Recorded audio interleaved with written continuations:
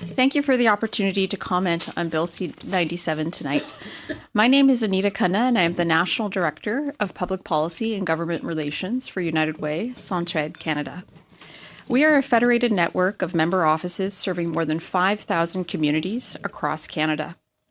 In 2019, our movement is marking our 100th year. Across Canada, United Ways and Centraides engage Canadians through our network of individual donors, service agencies, and labor and business partners in order to make poverty and exclusion unignorable. Today, United Way is an essential part of Canada's social fabric. We inject $500 million into important social programs annually, making strategic investments that are based on local evidence to support the most vulnerable. My remarks today will focus on Division 19 and 20 in Section 313 of C-97, the National Housing Strategy Act and the Poverty Reduction Act. Each proposed act is an important social policy milestone for Canada. They represent history in the making, and we must get them right for this generation and for future ones. Strong evidence shows that federal leadership on housing and poverty is essential to building strong communities. This is why we actively drew on our national network of local experts to ground our policy recommendations for the poverty and the national housing strategies.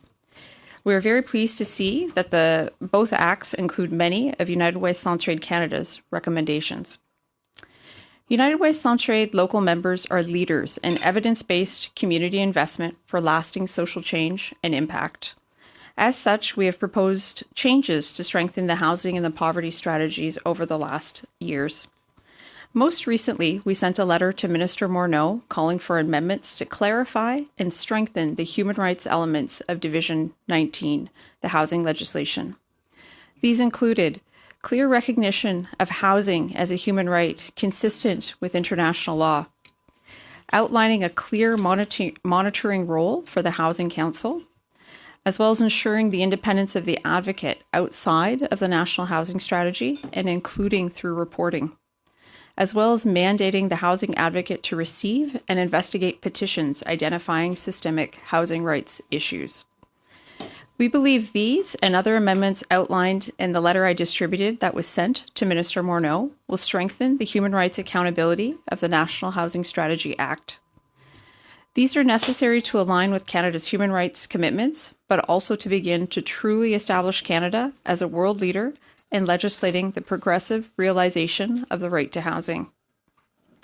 Within the Poverty Reduction Act in Division 20, we welcome the elements specified: targets, timelines, robust measurement, and the Advisory Council. In the spirit of continuous improvement, United Way Centraide Canada recommends the following amendments: strengthening the overarching target of the poverty reduction strategy outlined in 6B so that the stated goal of the legislation is to achieve the end of poverty in Canada. The current 50% reduction aligns with the minimum standard of the UN's Sustainable Development Goals. Given Canada has met its 20% reduction target ahead of schedule, we urge the government to adopt a more ambitious approach to poverty reduction.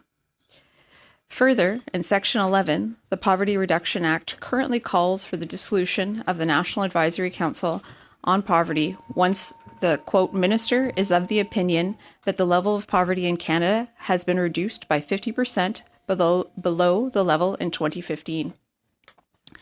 Given the ultimate goal we have outlined for the elimination of poverty, we call for the removal of this clause so that the Council can continue its work until poverty is eliminated.